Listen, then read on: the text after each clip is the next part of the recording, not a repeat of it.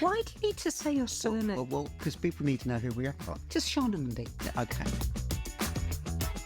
Welcome to Big Questions, Short Answers. I'm Sian. And I'm Andy, Sian's husband, asking the big life questions. And possibly adding a little bit of unsolicited advice. This podcast is brought to you by Sian's value-based online course. Visit sianjacquet.com to find out more. The last discussion was we were meant to do 3 ways to make your partner happy, but that kind of extended into just one, really. But so we're actually going to move on and see if we can find another way. I'm determined to get 3 out of this. 3 ways to make your partner happy. Can we kind of elaborate on that? Elaborate. Well, I can, and I'm going to upset you tremendously because I'm now going to slightly backtrack. And I did not have tongue-in-cheek when I was talking about cleaning the shower because I actually meant it. But if I'm going to take a little step into being very real and very serious, why would you want to do that? There's a problem with the question. Oh. Because the reality is you've got no power to make anybody else happy. Nobody has. Oh, okay. In any way, shape or form. Right. I wish I did. I wish I could. I wish you could. God, I wish you could. But it doesn't work like that.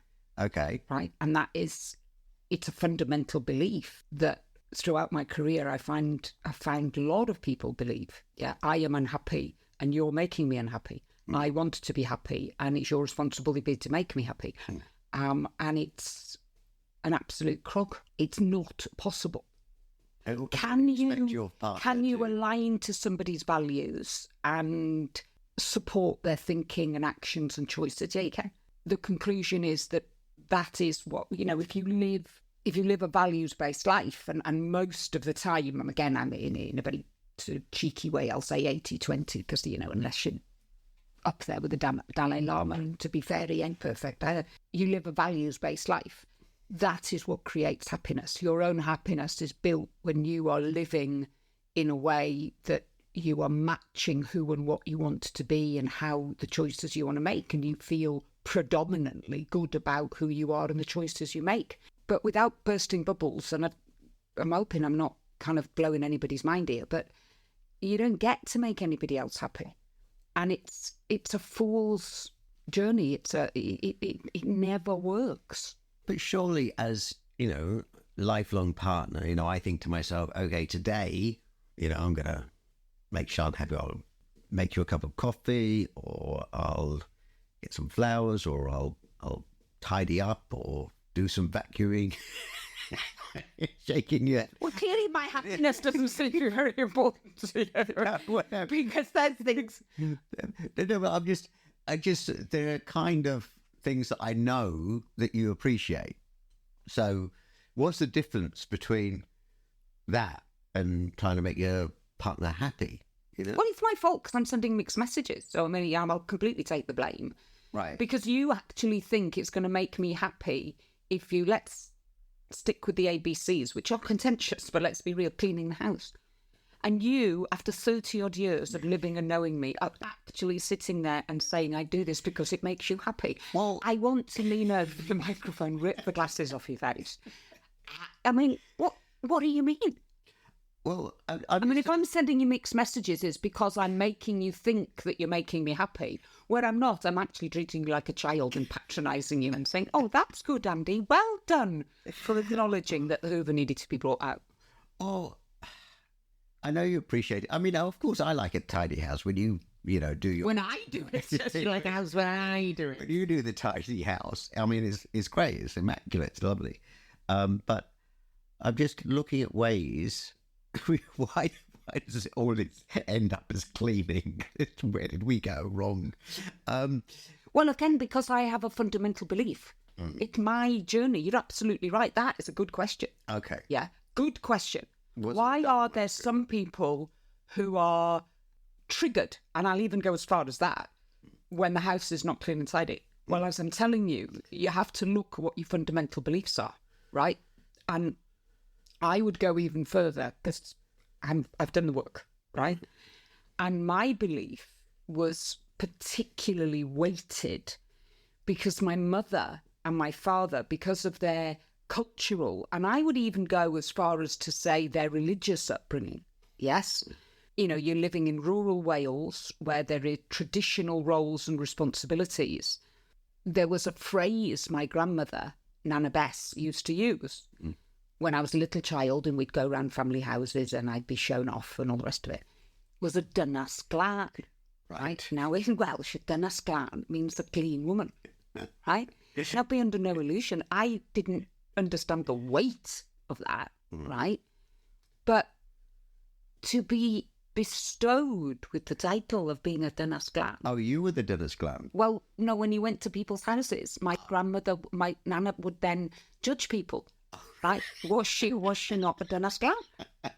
Right? And if you were not a dynas glân, let me tell you, it was... Not good. It was not good. It was a fundamental. So as a woman, and it was a women's role and responsibilities, that's how it was seen by that generation. You know, if I needed to get a stain out of a T-shirt, or I needed to get the smell of cat wee out of a carpet, or I needed to do anything of that nature, you get in touch with Nana Bess, because she was the oracle of how to solve problems. She was a dynas glân. She was a real live, you can't bend it, dynas glân. So let me come back to it. You see, you know, when you literally asked that question about cleanliness, it was very important. Now, if we're going to do real, right? My mom would get incredibly stressed and angry, and they were not pleasant memories. At childhood, because my mom worked full time, she worked as a psychiatric nurse nights on the admissions ward. You know, my mom, and I had 4 small children, you know, she was a very tired lady. Mom used to get very stressed if the house wasn't clean and tidy. But my understanding as I got older was because it was her judgment on herself that she wasn't a good mother, she wasn't a good wife, because she didn't have a clean and tidy house. Now, I think that was probably relative. And I know that if you and I lined up our kids here now, every one of them would have anecdotal stories about me losing my shit and having a temper tantrum. And if you asked them a direct question, what would make your mum lose your temper? Every one of them would say, unclean and untidy house. So learned behaviour. So it's learned behaviour. And it's something that I have tried very hard to dial down. As you can see, you know, there are certain times and chapters in our lives where, and certainly in the last sort of 5-8 years, I have learned to step away from that. I've kept my environment where I live clean and tidy, but I've learned to close bedroom doors. Now, whether that was the right thing or a wrong thing to do, I don't know, but I did. So we've ended up with doing this again. So it's obviously very important. And we started to move down. Tell me what it means to you. It's all very well you sitting here lifting the mirror to me. Do you get what I'm saying? No, it's Sian's meaning of life, not my meaning of life. Well, let me ask you, why does it not bother you? What's your learning and beliefs then? What's your learning and beliefs? It does. Well, my mother... What's your learning and beliefs? My mother did... I don't think that was something that came up, because like I do remember you going round to my mother's house and you put a finger on the by the window, and it was like full of dust, and I put your initials. You put my initials. That's right. You put my initials, and like we used to go there every Sunday, and like 2 months later, 2 years later, yeah, my initials were still there. Look, we're fascinating on this conversation of cleanliness, but we sort of run out of time again. But I'm determined to get down to kind of, you know, what you started to kind of talk about, which was about personal happiness, and maybe we'll move on to that in our next one. Good luck with that. Should I go and do the hoovering? Oh, aren't we funny? Join us next time on Big Questions, Short Answers with Sian Jacquet and me, Andy. If you have any questions you want to ask, please send them via the website, sianjacquet.com. If you enjoyed this podcast, please subscribe and share it with everyone you know. We really do appreciate you sharing 15 minutes with us. And if you want to do a bit more learning, go on to Sian's website, sianjacquet.com. There's a course on values to create the life you truly love. I did it, and it really does do what it says on the can. See you next time.